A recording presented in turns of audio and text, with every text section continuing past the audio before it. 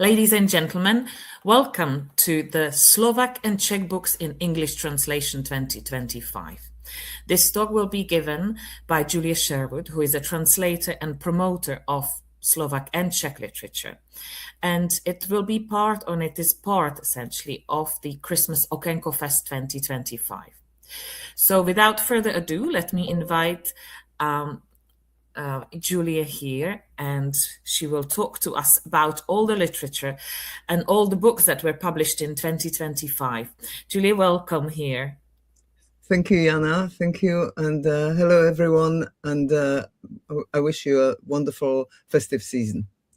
Thank you very much. So what I will do is we will see the books in English translations here, and I will disappear and hand over to... Could you just move back to the previous slide, please? Okay, thank you. Right, so the reason why I just wanted to go back to this slide is to point out that I put Slovak books first, although the usual order is Czech and Slovak books in English translation. And this is because this year has been quite unusual. And also because Slovak literature has traditionally been in the shade of the Czech, with far fewer books translated. This was really out of proportion to the size of the population, but over the past 5 years, the pace of Slovak translations have picked up, and it's become more 2-to-1, reflecting the two population sizes. But this year, we've had an absolutely record crop. We had 11 books translated into English from Slovak and 12 from Czech, so it's almost the same number. So, however, I will now revert to the traditional order and will introduce you to the 11 Czech books that appeared in 2025. And as you can see, there's a very colorful spread there. And although we see 12 books, I think we can expect a lot more in 2026, because as some of you may know, Czechia will be the guest of honor at the Frankfurt Book Fair, and I think that there's a frantic effort going on to translate and publish as many books in English and German translation in time for the book fair. So I tried to group these books thematically, and we'll talk to them either about them individually or in small groups. So I will start with a beloved classic, Babička, or The Grandmother, which appeared this year from Jantar Publishing in a brand new translation by Susan Reynolds. And now this is a book that all children, Czech and Slovak, have grown up reading. And as Julia Sutton-Mattock of Bristol University says in her introduction to the book, The Grandmother is a seminal work of Czech literature and an excellent complement to the work of more familiar 20th century writers such as Karel Čapek, Bohumil Hrabal, and Milan Kundera. And she also mentions that this book has been reprinted in Czech hundreds of times.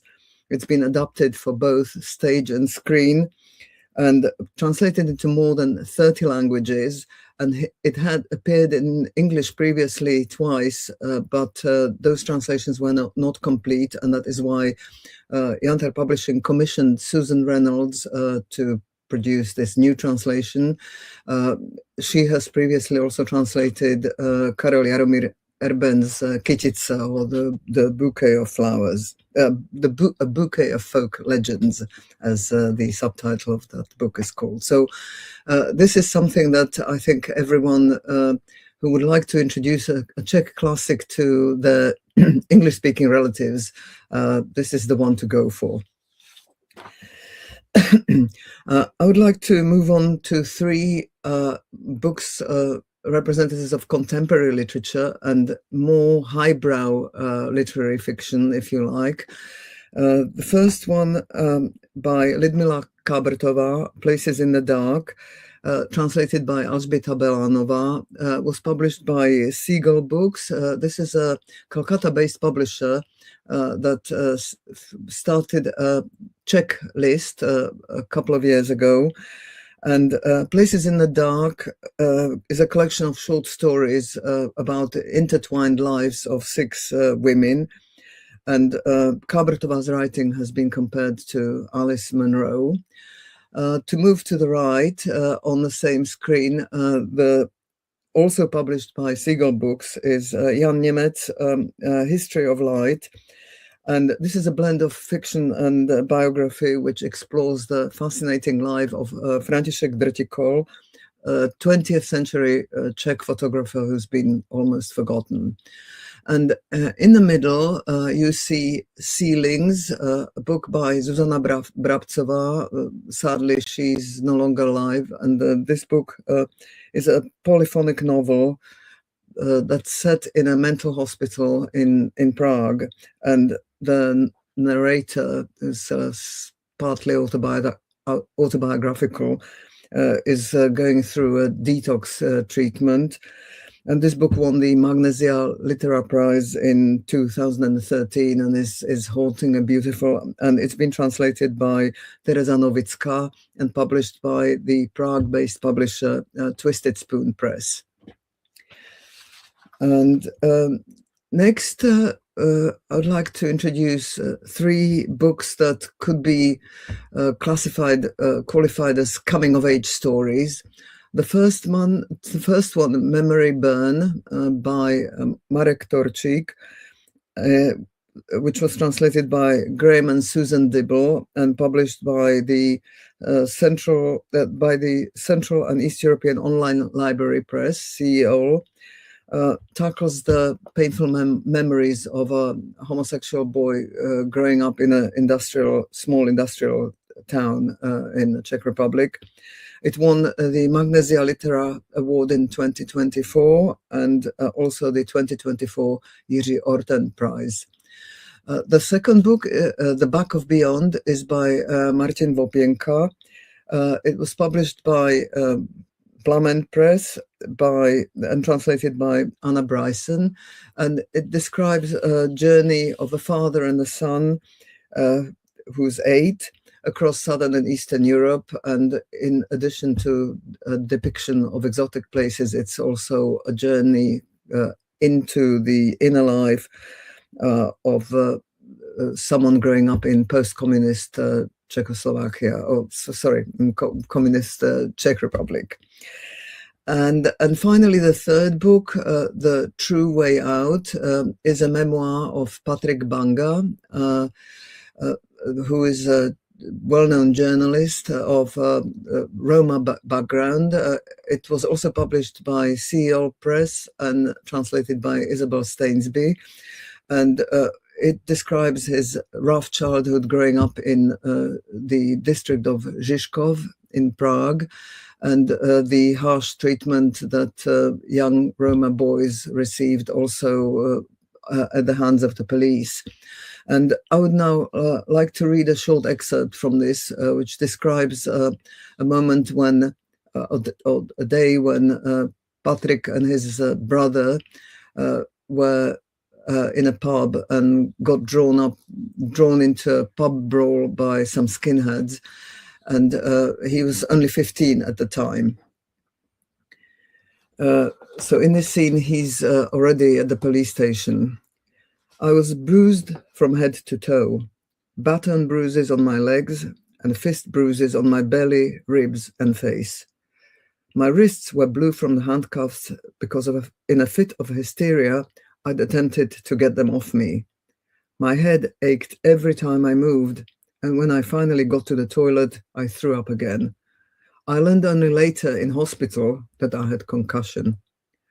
They took me in that condition to the investigating officer and commenced the interrogation. I was in such a state that I would have been capable of admitting that I'd caused World War II. I tried to tell them what had actually happened in a pub, and after an hour of attempting to describe this, and of waiting for the cop to type his report with 2 fingers on the typewriter, I received a piece of paper stating something completely different from the details that I had dictated and was told to sign it. The text asserted that we had provoked the fight. So I refused to sign it for another 12 hours while the police held us and alternately attempted to talk me round, threatened me, and then blackmailed me by saying that my brother would take the rap because he'd already confessed. I ultimately signed a version that corresponded to my dictation at 5 in the afternoon. 27 hours after the moment when we sat down in the pub for a swift pint, we were released from the police station. Mum had had absolutely no idea where we were, and she was really worried about us. And when she saw me so battered, she instantly drove me to A&E. I never admitted that the police had done this. I was afraid of them. And I didn't even tell the lawyer that the court appointed for me 2 months later when I was charged. It was April 1997, and I was exactly 15 years and 1 week old. So I became what had been predicted, a criminal. And although the prosecution was later dropped, nobody was worried that I'd been detained as a minor. Nobody was bothered that they hadn't even called anyone, not my mum, not even the authority for child and social and legal protection, as the law required even back then. And then, there and then, I stopped believing in any sort of justice that also applied to us Roma. We were guilty long before the investigating officer even spoke to us. So I would now like to introduce some slightly less grim books. These are 3 books of speculative fiction, science fiction, and fantasy. So the first one is by Martin Okénko, whom we already had before. So this is the second book of his that has come out in English. And this sci-fi, The New Planet, has also been translated by Anna Bryson and published in the Philippines, of all places. And Martin Okénko is also represented in the second book. This is an anthology of short stories called From the Land of Robots and Golems. It was edited by Julia Nováková and published by the Czech publisher Nová Vlna. And it features 12 short stories of 21st century fantasy and science fiction. And they include also a story by the queen of Czech speculative fiction, Vilma Kadlečková, as well as a story by Jan Kotouč. And Jan Kotouč also has the book Unholy Compromises. That's the one you see on the right, translated by Isabel Stainsby. It's loosely linked to his series of novels set in his Imperium universe. And Isabel Stainsby has previously translated all of his books. And now the last 2 Czech books published in 2025 are again literary fiction that features nature and its effect on people. The first one by Viktoria Janišová, again from Seagull Books, The Mushroom Gatherer, has been translated by Veronique Firkushny, and it's just coming out now, and the blurb on the publisher's website describes it as a haunting meditation on loss and a delicate balance between isolation and connection, perfect for readers drawn to atmospheric fiction. And if you are into atmosphere and into haunting, then Zuzana Hříhová's book, Playing Wolf, will be right up your street. This is certainly my favorite among this year's crop. Hříhová, who in real life is a literature scholar, is writing, has managed to create masterfully an atmosphere of slow creeping horror that really gets under the skin. It was published by Catapult and translated by Alex Zucker. And the publisher in the US timed it so that it would come out at Halloween. And it's already appeared on several lists on a blog called Crime Watch. And it describes it's the story of two characters, a married couple from Prague, Bohumil and Bohumila, who rent a cottage in a Czech village for the summer, hoping to sort out their marital problems.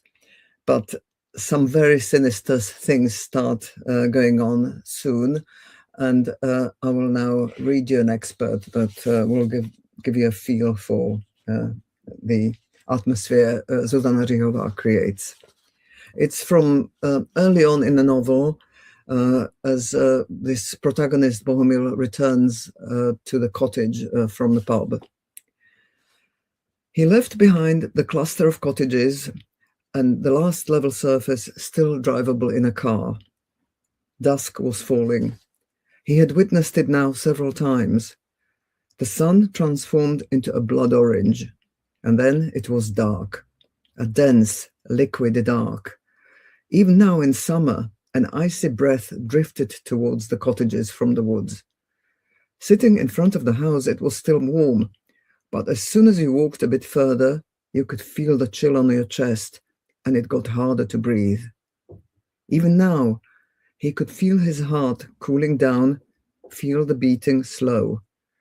It was something like the way he imagined death would be. The dark, cold forest beyond the cottage frightened him. In the daytime, it was totally quiet, maybe a few mushroom hunters. But as soon as it began to get dark, the forest filled with snaps and pops, pine needles squealing under the hooves of God knows what. A strange whinnying and braying woke him at night. Stags barked, supposedly, but no way this was a stag. It sounded like a mouflon, but he would have been laughed out of town if he'd claimed there were mouflons howling outside the cottage. Not howl, damn it. What noise did they make?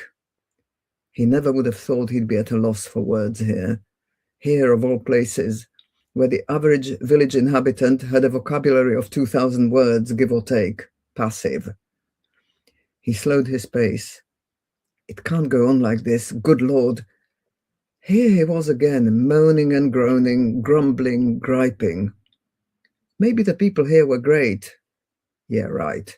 Have you ever spoken to them? A shot. I need a shot. He dipped sharply downhill. The last cottage on the ridge was now far behind as he barreled down into the heart of the ravine. As the blood orange faded, he instinctively stepped up his pace. It probably wasn't a mouflon, but there was something alive in those woods, and it didn't sound friendly. He'd noticed that no one set foot outside the pub or the cottages after dusk. And why bother when the bewitching eye of the TV is there to keep them occupied? But maybe they were afraid. He could sense the fear in them. He could sense something in the people of Podlesí. He shivered with cold. But enough already. I'll never survive here like this. And the whole reason I'm here is so I can survive. We came so we could survive. He was walking so fast now, he was out of breath. But the cottage was all the way at the bottom of the ravine. The cottage was the ravine, the place where no one could live anymore. That was where Bohumil and Bohumila lived, them and the boy. He tripped, unable to see the toes of his shoes. Uh-oh.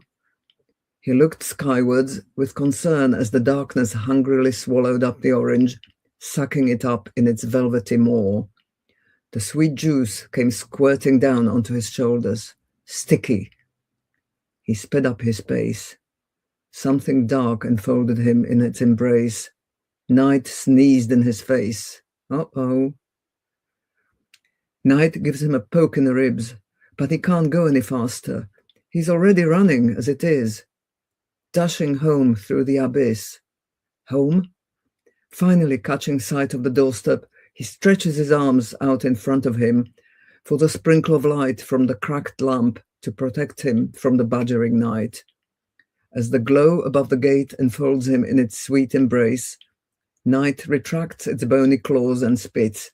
You know what awaits you here, and it will be almost like death. That's right, a dark forest death.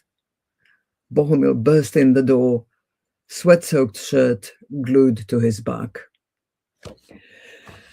So I hope this gave you a nice taste of the creeping horror in Zuzana Říhova's Playing Wolf, translated by Alex Zucker, whom I should also mention it's his information that I use to compile the list of books, because for years now he's been maintaining a database of Czech books published in English. And I followed his example and started compiling a list of translations from the Slovak into English about 12 years ago. But before I move on to Slovak books, I would just like to mention another book published in 2025, which is a book of literary scholarship, Reading Kafka in Prague, on translation, samizdat, censorship, and dissent, by Veronika Takerová, a Czech literary scholar now based in the US.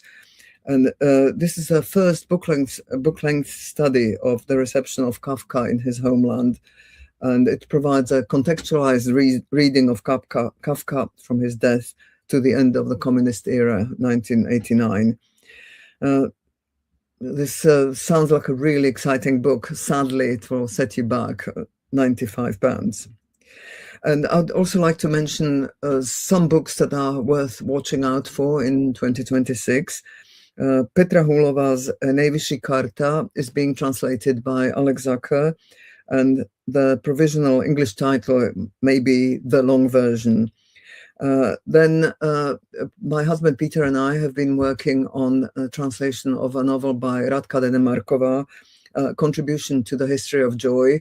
Radka Denemarková is an award-winning Czech writer whose books have been translated into many languages. Almost her entire oeuvre has been translated into German, but this will be the first full-length book of hers in English. And maybe, it's not sure, but Caroline Book is preparing two books that may also come out next year. There'll be a brand new translation of Jaromír Hašek's, Jaroslav Hašek's The Adventures of the Good Soldier Švejk, and that's being worked on by Gerald Turner, and a book by Jiří Weil, Moscow Border, that's also translated by Alex Zucker. And so let's move to Slovak literature now. Again, as I mentioned earlier, 11 have come out this year, and I will talk about them now in divided into categories. So first, this year has been very rich in translations of poetry, and here we have 3 books by 3 contemporary Slovak women poets published by Seagull Books as part of their Slovak list. This has been started about 3 years ago and has already published 12 translations from the Slovak, which makes Seagull Books the greatest champion currently of Slovak literature in English translation. So these 3 books, the first one is The Minotaur's Daughter by Eva Luka, which I will quote from a review. Her poems open up strange, shimmering vistas filled with fantastic imagery, and it's been rendered into English by James Sutherland Smith. The second book is by Katarina Kutzbelova. It's called White Woods. It was translated by Peter and myself, quite unusually because we usually translate prose, but this is poetry. And it describes kind of a strange, bleak, winter-covered landscape in brief fragments and longer passages, and explores the themes of identity, survival, and the search for the meaning of life at a time of global crisis. And the third book, which is coming out as we speak, so maybe just a few days ago, is the book by the experimental poet and performer Nora Ružičková. It's called What Is Now Is Now, and it's been translated into English by the literature scholar Ivana Hostová. And it explores, this book presents a selection of 25 years of Nora Ružičková's poetry. And then we have two more poetry collections, both by the publisher and poet and translator Peter Milčák, who runs his own publishing house Modrý Peter in Levoča. And those both books were published there, as well as by the Canadian-based Fouliar Press. The first one, Preparation Line 57, was translated by Jonathan Gresty, and the second, Forms of Grace, is a joint translation by John Minahane and Peter Milčák. And this second collection has recently won the newly inaugurated Janko Jesenský Prize. Okay, moving on, we have two books from the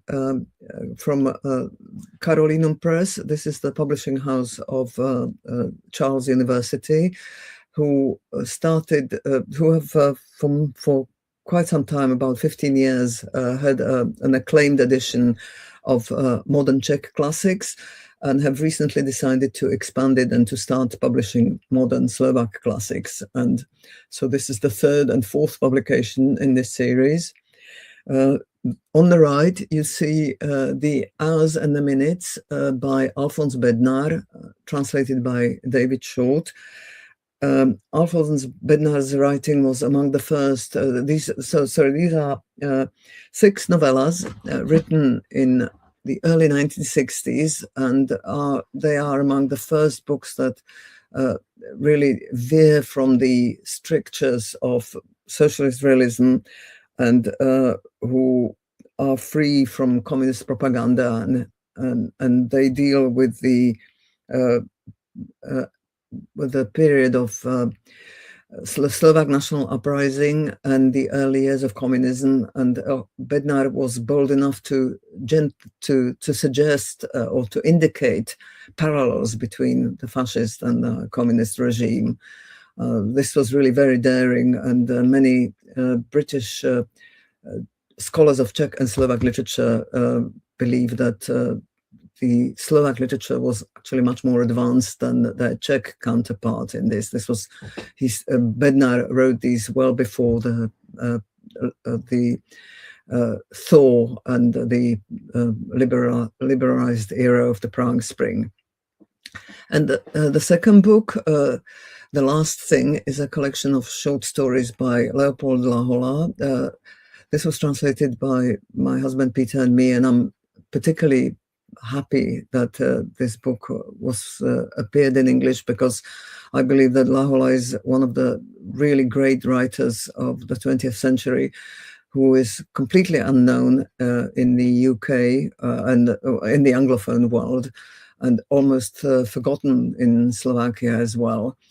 And his short stories describe this kind of borderline experiences of people during World War II and shortly after, and again are extremely powerful. And I would like to read an excerpt from the titular story, The Last Thing, which is set in the winter of 1944, after the Slovak national uprising was suppressed, and describes a situation where 2 partisans who were on an outpost were abandoned by their comrades. And so one of the partisans went to look for reinforcements, and when he came back, he found that his comrade, known as the Big Joco, had been killed, and he doesn't want to leave him there at the mercy of the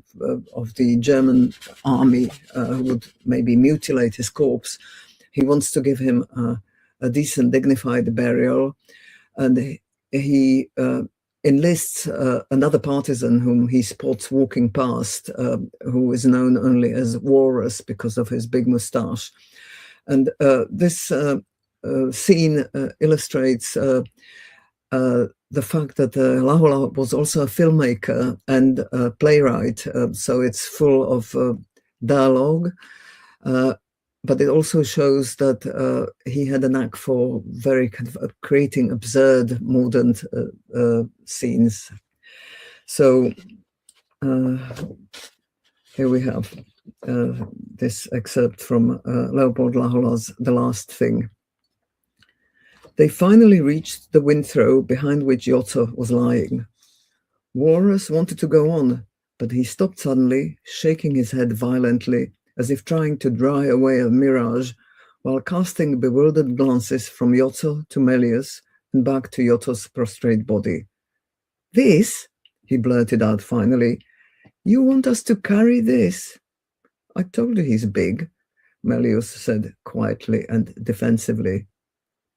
"God can't have meant to create a man this size," Walrus said, still stunned. "He only seems so big," said Melius, trying to play down his dead comrade's size, "because he's lying here sprawled out, with his arms stretched out in front of him as if he were swimming. And besides, a person lying dead always looks larger than he really is. Maybe because death itself appears to us so unnaturally large, superhuman or something, or else it couldn't swat you down and crush you in one fell swoop." Walrus didn't have a ready reply, but he showed no sign of being willing to carry the body. This calls for a matter-of-fact approach, Melius decided, straining to shift Jotto's left leg to make him look less sprawling. "This is not a human being," Walrus pleaded. "A man can't possibly grow to be this size. He's like a giant in the fairy tales. Who could possibly carry someone like that on their shoulders? Maybe if we could harness a couple of strong horses, they might be able to drag him. I've never seen anyone like that in my life." Melius came up to Walrus as if they had agreed that they would manage between them, and to take the edge off the man's growling indignation, he asked, "Have you ever seen how black men carry a tiger in the jungle?" "No." "Have you?" "That's not the point. Even if you haven't seen it with your own eyes, you must know how they carry it, the tiger, I mean, when it's dead." "A tiger?" Walrus grumbled. "Damned if I know." "Well, it doesn't have to be a tiger," Melius capitulated, so as not to frighten him off prematurely. "Perhaps they also carry leopards that way, or crocodiles. They have plenty of predators out there that need to be carried away once they're dead." "A crocodile?" Walrus said doubtfully, stepping back from Jotto's massive body, which, even in its deadly motionlessness, exuded a primeval force that was frightening. Melius was determined not to be brushed off just because of one wretched crocodile. "You're right," he said in a friendly voice. "Forget about crocodiles. Crocodiles are not carried away, only other predators. You can't hang a crocodile by its short, misshapen limbs." Walrus squatted down next to Big Jotto and touched his hand. Even in its stiff state, it lay there as heavy as a bear's paw. "Of course you can," said Walrus after a while, resuming the conversation to show his superiority to Melius in terms of knowledge and in general. "They just hang him from a stick, tying a rope around its head, belly, and under its tail, and there you are." "That's it," said Melius in a conciliatory tone, having visibly lost his initial certainty. "And a crocodile is even heavier than a tiger, isn't it?" Walrus slowly raised his eyes to Corporal Melius and inspected him with the kind of interest which one reserves for animals lower down the food chain that have unexpectedly demonstrated a high degree of intelligence. I see that famous officer school of yours, he said contemptuously. A tiger or a crocodile? A heavy crocodile is heavy. A light one is light. A heavy tiger is heavier than a light crocodile. That's really hard, isn't it? Melius nodded, completely flummoxed. And this fellow here, Walrus hissed, nobody, even the good Lord, could convince me otherwise. This is the behemoth of a man, and even an artillery horse would buckle under him. So this was an excerpt from Leopold Lahola's story, The Last Thing. And I will now move on to two really, really old classics. The first one, René, or A Young Man's Adventures and Experiences, is by Josef Ignác Bajza. And this is the first translation into any book of this first Slovak novel. It was originally published in 1783 to 85, and it depicts the journey of René and a companion from Venice to the Middle East, Austria, and Upper Hungary. And it needs to be counted among the classic books of the Enlightenment period.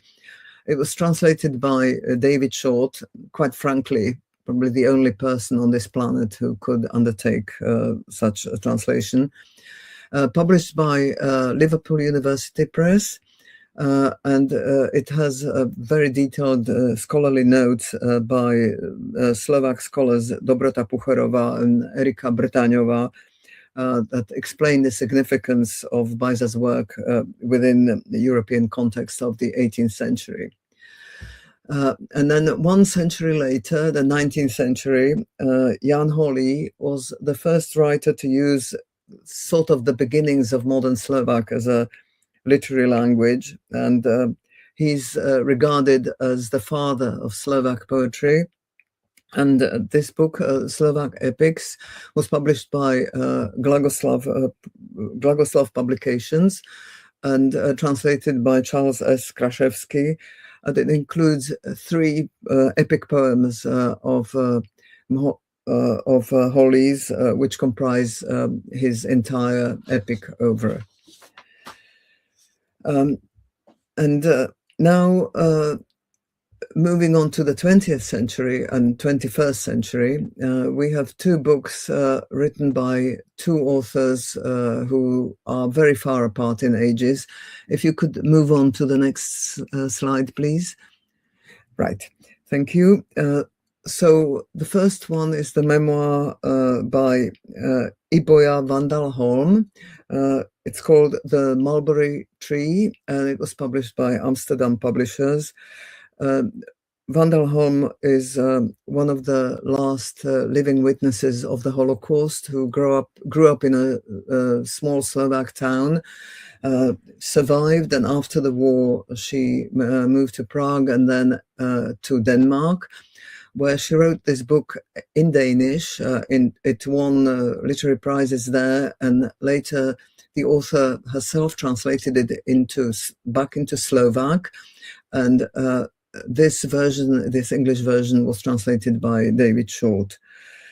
It shows her enormous resilience, and we see a different kind of resilience in this contemporary book. This Room is Impossible to Eat by a very young writer, Nicole Hoholcerová. She was 22 when her debut was published a few years ago. I forgot to mention that Iboja Vandalholm is 103 years old this year. Now, Nicole is now all of 26, and this book was published in English in a translation by Peter and myself, and it's been hailed as a minimalist masterpiece, and as a Canadian writer based in Prague, Joshua Mensch, mentions in his review, this is a part fairy tale, part allegory that captures the complex dynamics of abuse in a way few novels or even memoirs managed to do. and it describes the story of a grooming and abusive relationship of a young girl and a much older man, which is also remarkable because it is completely free of judgment. It's left up to the reader to figure out from the text what's actually going on. Right, so this brings us to the end of the 11 books published in English translation, and I'd just also like to mention that this year has also seen a very important publication of a book, a kind of history of Slovak literature from the 1950s until now, the first comprehensive book of this kind. It's called Home and the World in Slovak Writing, a small nation's literature in context. It was published by McGill Queen University Press in Canada, and with contributions from scholars from the UK, US, Turkey, Slovakia, and Poland, who describe various aspects of Slovak literature in individual chapters. And the book was edited by an international team of Katarina Gebhard, who is a US-based scholar, Ivana Taraninková, the director of the Institute of Slovak Literature, the Academy of Sciences in Bratislava, and Charles Sabatos, who teaches at the Yeditepe University in Istanbul. And if you'd like, if you'd like to know more about more recent translations and of Slovak literature, I would also recommend the spring issue of the New Welsh Review, which has a special feature on Slovak literature. And finally, Seagull Books features 7 contributions by Slovak writers in its 2025 catalogue. And I'd also like to mention some books by Slovak writers that you can look forward to in 2026. So early in the year, we can look forward to the anthology, The Book of Bratislava. This will be published by Comma Press, a Manchester-based publisher, as part of its Reading the City series, and it will follow on a similar book published 2 years ago, the Book of Prague. It will include 10 short stories by 10 different Slovak writers set in Bratislava. Then Parthian Books is planning to bring out a new edition of The House of Deaf Man, a family saga by Peter Krištúfek. And Seagull Books has a collection of short stories by Barbora Hrinová called The Unicorns, which is coming out in the spring or in June in a translation by Isabel Stainsby. And from Carolinum Press's edition of modern Slovak classics, we may also see the translation of The Bride of the Mountains, Nevesta Hol, by František Švantner, which is being worked on by Magdalena Molek. So that concludes this survey. It's been quite long, but that's because this was a very unusual year, and I very much hope that you will find something to interest you among these Czech and Slovak books published in English. So thank you for your attention, and again, wishing you a great festive season and a very happy New Year. Thank you very much, Julia. That was absolutely amazing, kind of through the forms of the translations. And we look forward to some new translation, as you say, in 2026. It's going to be even more to look forward to. And and obviously some of the translations will be also by yourself, so we look forward to that too.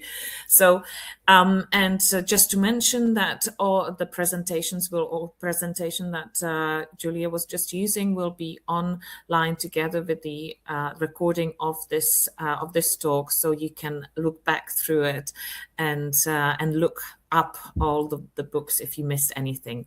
So thank you very much, and as Julia said, Merry Christmas to everyone. Thank you. Bye.